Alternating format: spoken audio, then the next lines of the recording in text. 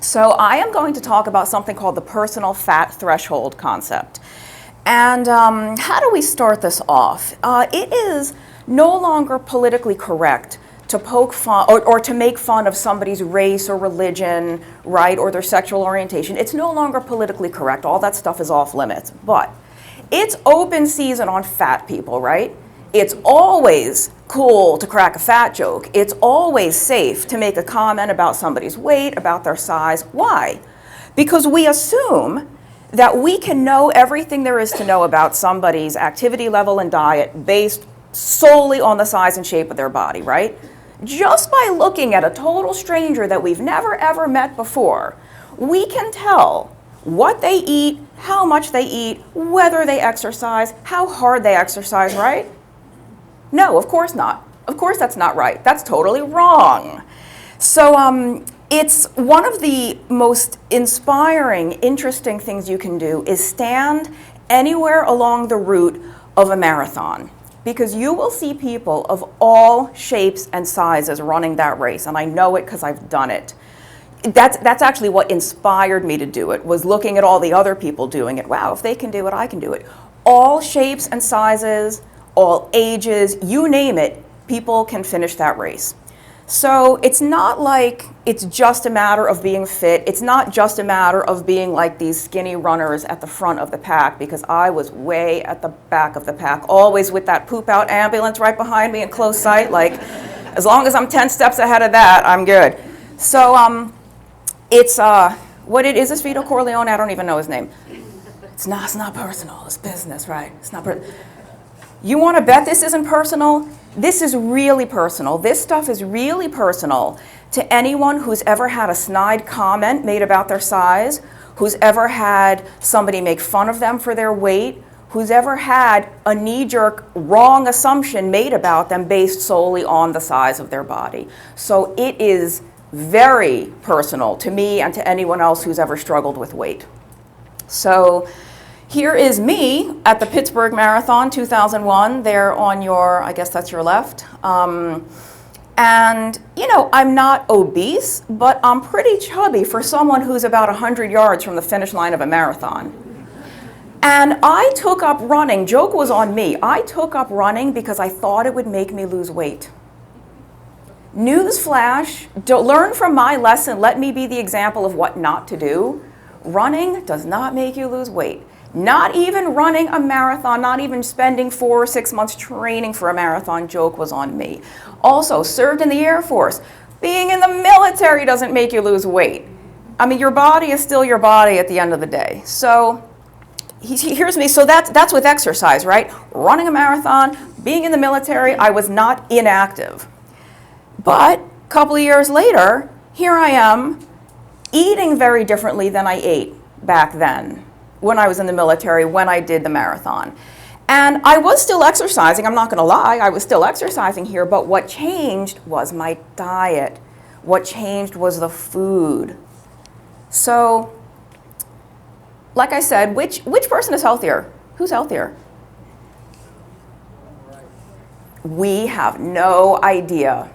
No clue. Zero clue which of these two people are healthier. Because we can't tell from somebody's shape and size. No idea.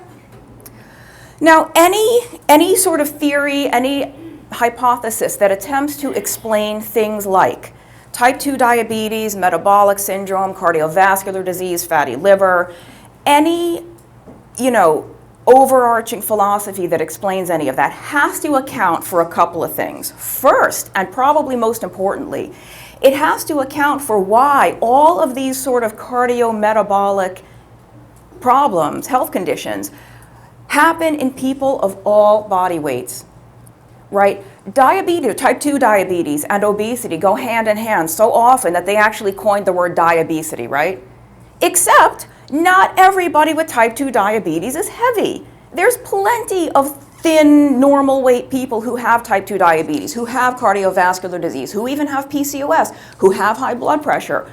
All of this stuff is not exclusive to heavy people. We have to explain why, because obesity is so often used as the cause, right?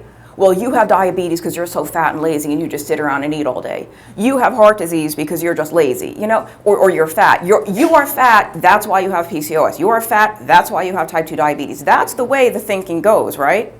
Except that doesn't account for all those same illnesses in people who are not overweight.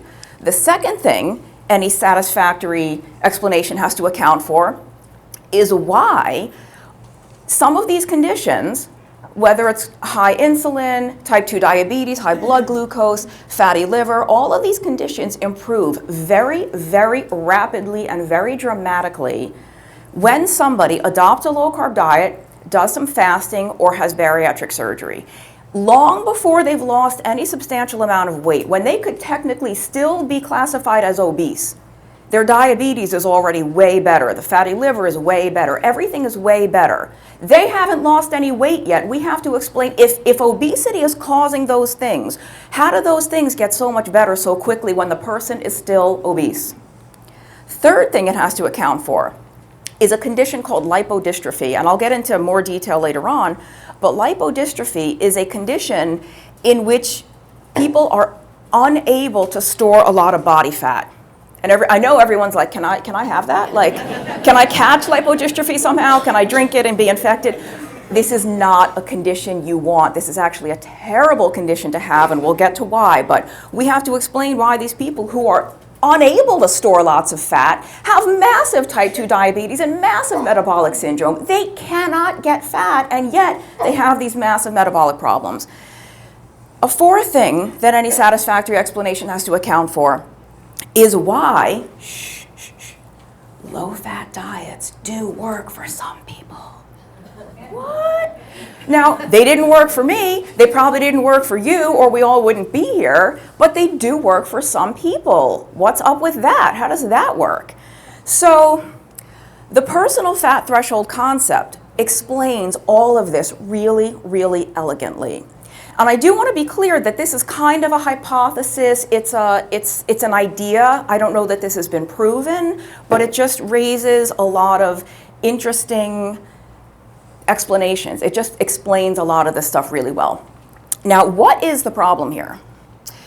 If you examine this suitcase, the buckles look okay, right? They're not broken. It doesn't look like the top of the suitcase is broken. The suitcase appears to be in working order.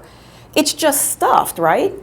It's stuffed. There's too much stuff in it. So this is the point where you kind of have to sit on it and like shove stuff to like get it to close. You have to, you might have another bag. Like once this suitcase is full, what can we do? Maybe we have a backpack that we're carrying as well, and we can start shoving stuff in the backpack. Well, then the backpack gets full. Now I'm going to shove stuff in my purse. I'm going to shove stuff anywhere I can because the suitcase is full, right? So what happens when, so there's nothing wrong with the suitcase, it's just full. What happens with your body's fat stores when they're full? And the personal fat threshold concept basically says that each of us has probably a genetically determined individual personal fat threshold, an individual maximum capacity to store fat. And store fat in subcutaneous adipose. Subcutaneous means under the skin.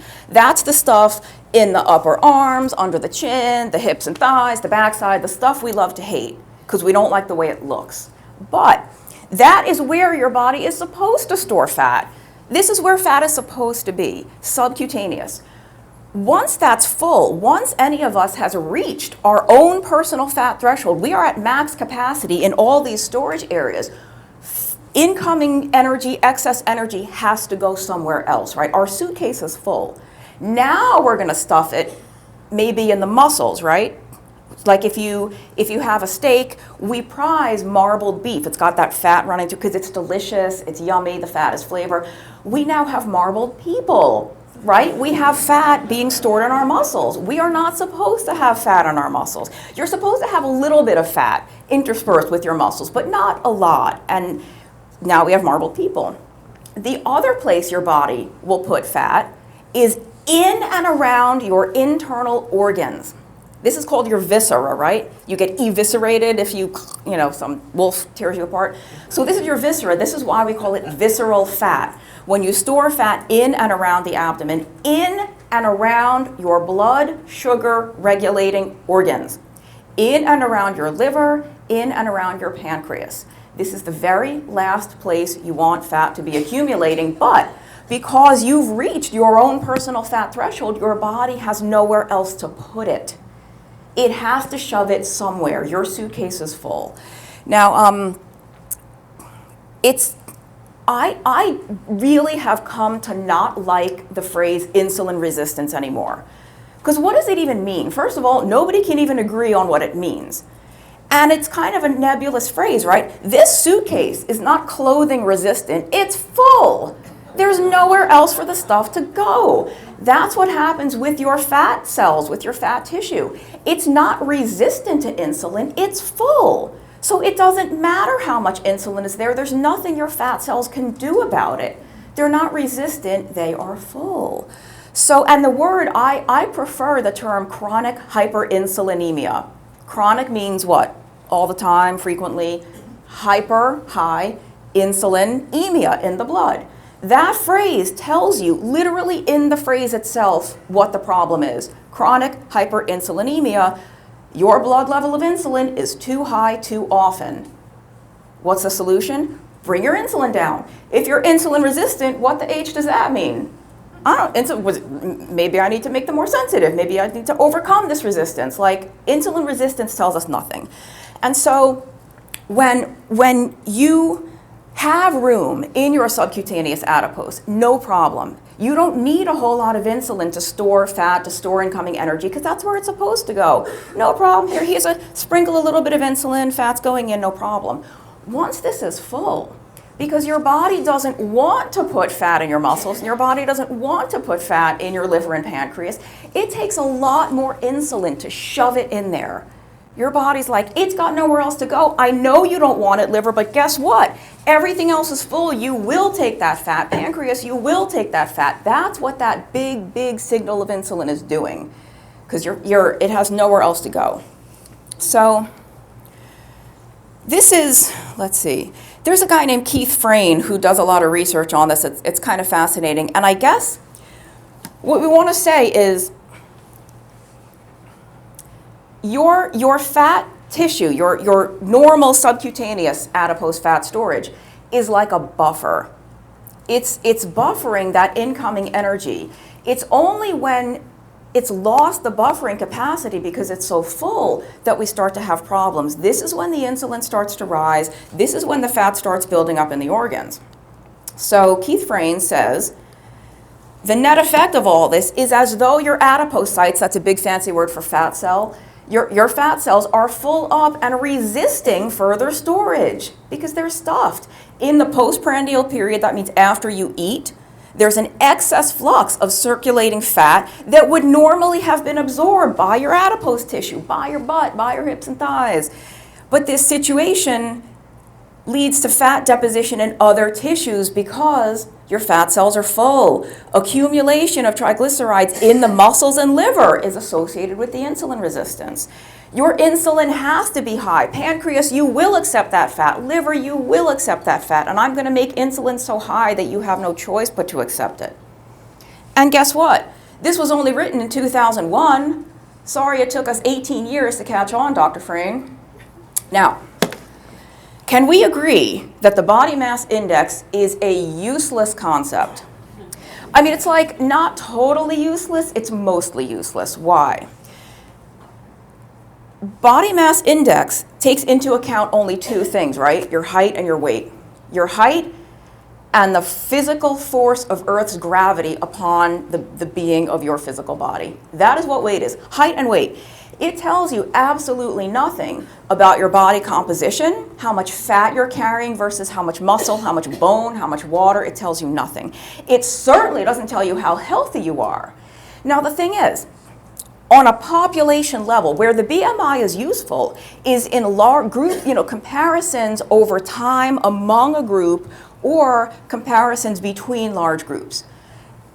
As a whole, are Americans getting a lot heavier? Yeah. As a whole, are people in most developed nations getting heavier? Yeah. Are our BMIs getting higher? Yeah. But on an individual basis, person to person, BMI is useless. Because this is why we have morbidly obese professional athletes, right? They're so heavy, they don't have a lick of fat on them. They are pure muscle, and they're obese because they have a high BMI, right? Because they weigh a lot, but they don't have a lot of fat. And this is why you could have someone who's actually very, very fat. You could have someone with a high body fat percentage in a small body, right? Just because they're small size doesn't mean that they're fit and buff and ripped. They could be a little sack that's all fat, right? That's the skinny fat stuff. So let's just all agree for now on that this is a terrible way to think about weight and body composition and any of that, because it sucks, frankly. So, all right, it is not just about weight. There's something called normal weight obesity, meaning someone who's at a quote-unquote normal weight, whatever that means, a healthy weight, whatever that means, but they're actually obese. By body fat percentage, they're very fat. They're just not overweight, right? They're at a normal weight, but they're carrying a lot of body fat.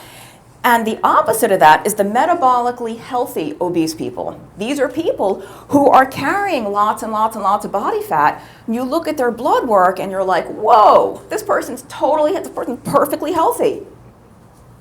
Enviable blood work. How does that work? This person's obese. You assume that their blood work is going to be a mess, and it's not.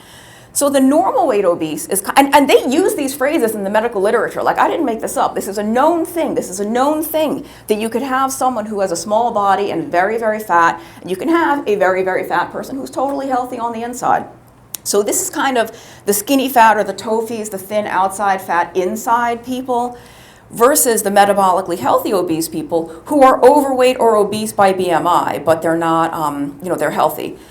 So the normal weight obese have more fat stored in that visceral area, more fat stored in the liver, the pancreas, and the muscle, versus the metabolically healthy obese people who have more fat stored in those subcutaneous areas.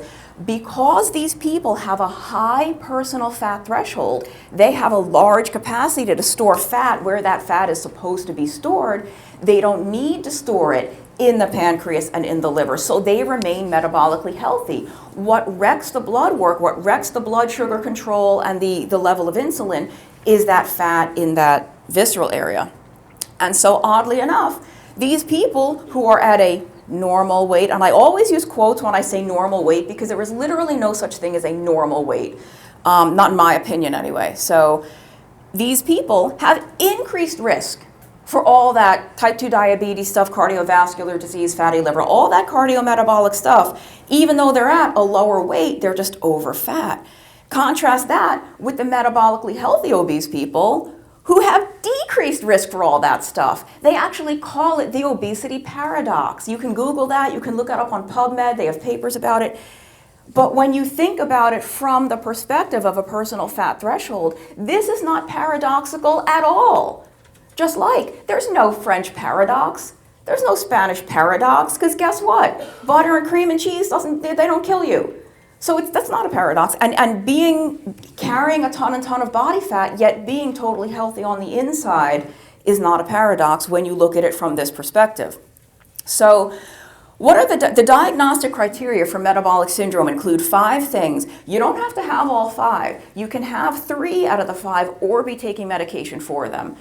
Keep in mind, though, that I know some doctors who now say that you should be able to be diagnosed with only 2 of these. If you have 2, that's enough to tell you that you have metabolic syndrome. Large waist circumference, that kind of apple shape, or high triglycerides, low HDL, hypertension, high blood pressure, or a high fasting glucose. Now, these are 5 things here for metabolic syndrome. Fasting glucose, elevated, high blood pressure, low HDL, high trigs, large waist circumference. Do you see weight anywhere here? Body weight? No. Body composition? Body fat percentage? LDL? Bad cholesterol? Nowhere. Missing. Because you cannot diagnose metabolic syndrome based on weight. You probably should be able to diagnose it based on body composition, but you can't. But weight, not a factor whatsoever. Can you go back for just a minute? If anyone wants the slides, feel free to like email me or something after. I'm happy to give them to you. And this will be on the Adapt Your Life YouTube channel too, so you'll be able to catch it anytime. So, all right, this is the first instance of somebody actually saying personal fat threshold that I'm aware of. It might be older than this, like some of Dr. Frayn's papers, like I said, go back to at least 2001. This paper is from 2015, but this is the first time I've seen in the medical literature the phrase personal fat threshold actually specified and written out. And it describes exactly normal weight people who have type 2 diabetes. This kills me. It kills me so hard. Like I said, it's not personal. It is totally personal. Like I said, for anyone who's had a snide comment made or had assumptions made about their diet and lifestyle based on their size. Meanwhile, nobody thinks twice about the skinny girl walking around who's a raging diabetic. We just assume she's healthy. And please know, if I ever just say diabetes in this context, I do mean type 2, if I ever just say diabetes.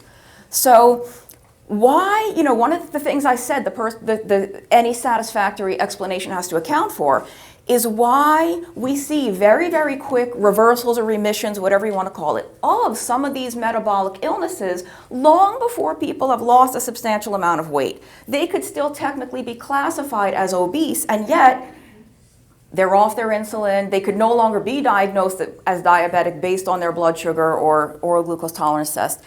You have bariatric surgery. Within days, you could say that that person is no longer diabetic, no longer whatever. If they would do like a liver ultrasound or biopsy, whatever, they would see the liver fat has substantially reduced.